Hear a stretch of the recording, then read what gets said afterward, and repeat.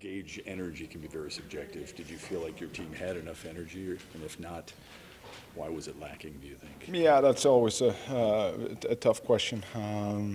We always prepare the way we think is optimal.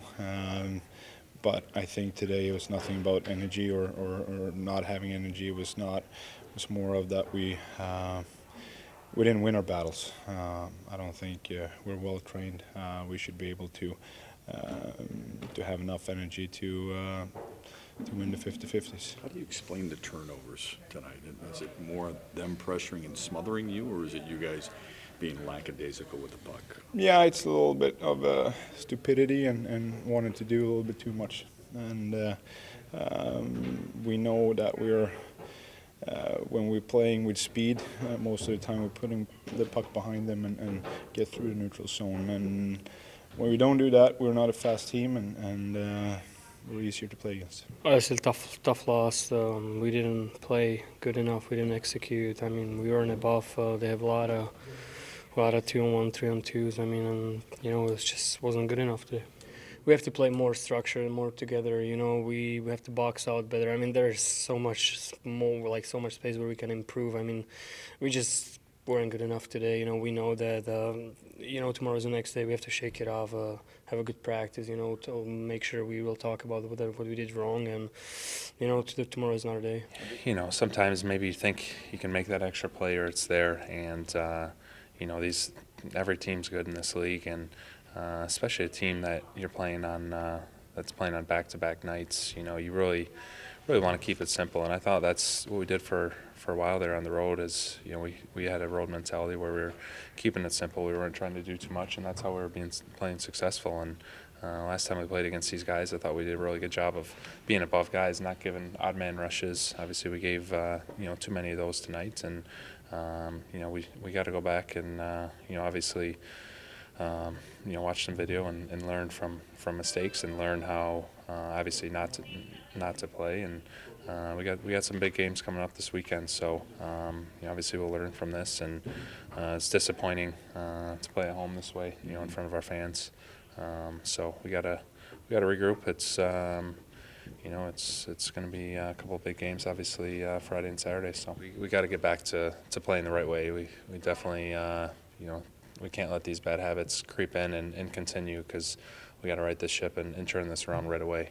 This isn't winning hockey that we're playing, and you can't let frustration boil over either. We got to, like I said, we got to come to the rink tomorrow and get some work done and watch some video and prepare for a big game in New York and a big game coming back home. So.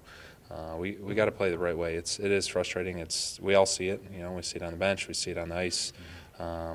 It's not one guy. It's not two guys. It's everyone. We got to play together as a 5-man unit on the ice, and make sure that I know what my line mate's doing or the defenseman's doing. We're getting pucks up.